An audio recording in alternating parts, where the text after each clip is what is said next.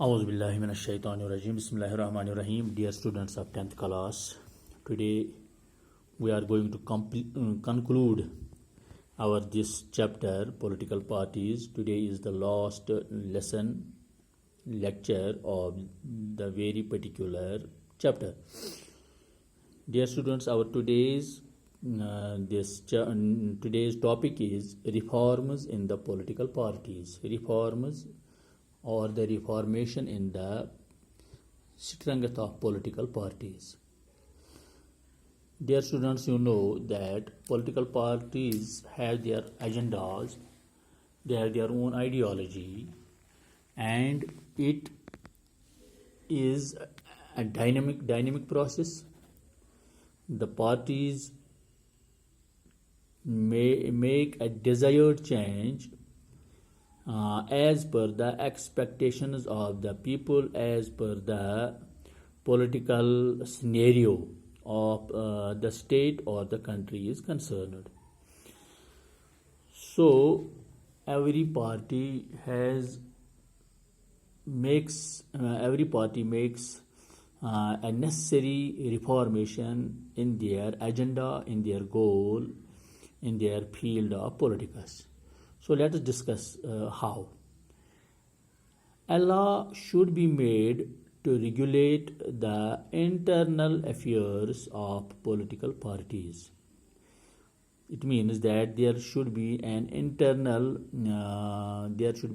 law, so that the affairs of the party be regulated properly.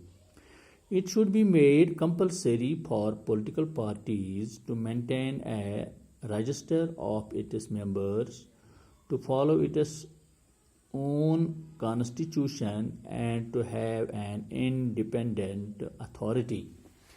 Every party should have a register of its members,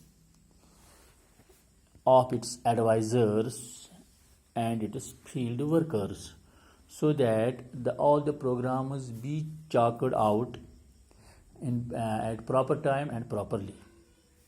Similarly, it should be made mandatory for political parties to give a minimum number of tickets, about 1/3 to women candidates. Similarly, there should be a quota for women in the decision-making bodies of the party. Almost every party has less number of these female workers, these legislatures. So it should be made mandatory that as per the constitution, there should be the participation of women in every party at least 33%, as provided to them by the Constitution of India. There should be state funding of elections. The government should give money to meet the need of expenses of elections. This support could be given in the form of cash or petrol, paper, telephone, etc. We have seen various parties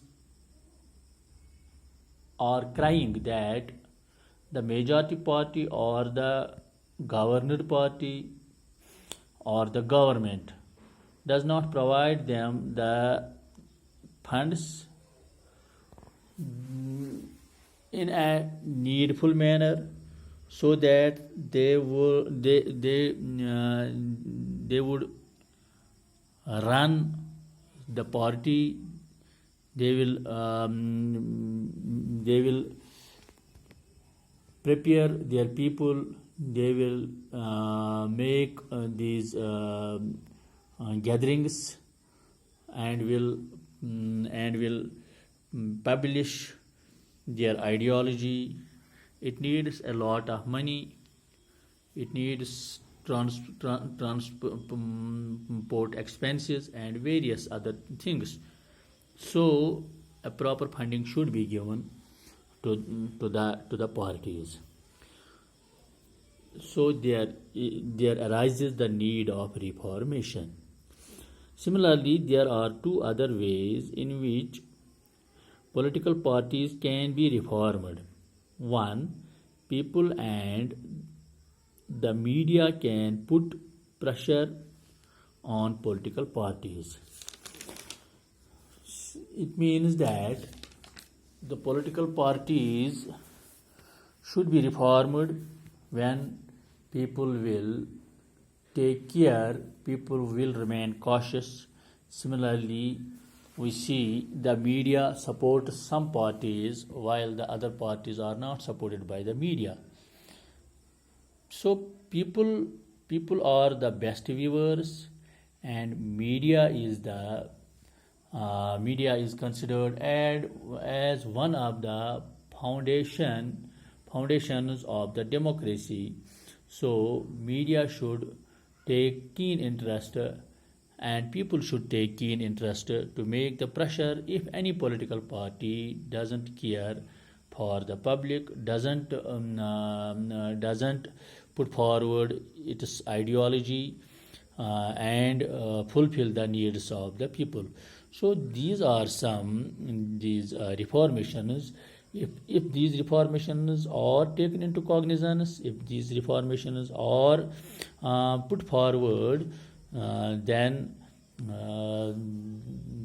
the people who are fed up by this political process, by this political game, by the political leaders, they will take interest in the political process. They will take interest in the government, these programs and agendas. So, my dear students, we have concluded this chapter today. Let us go ahead, inshallah, tomorrow. Thank you very much.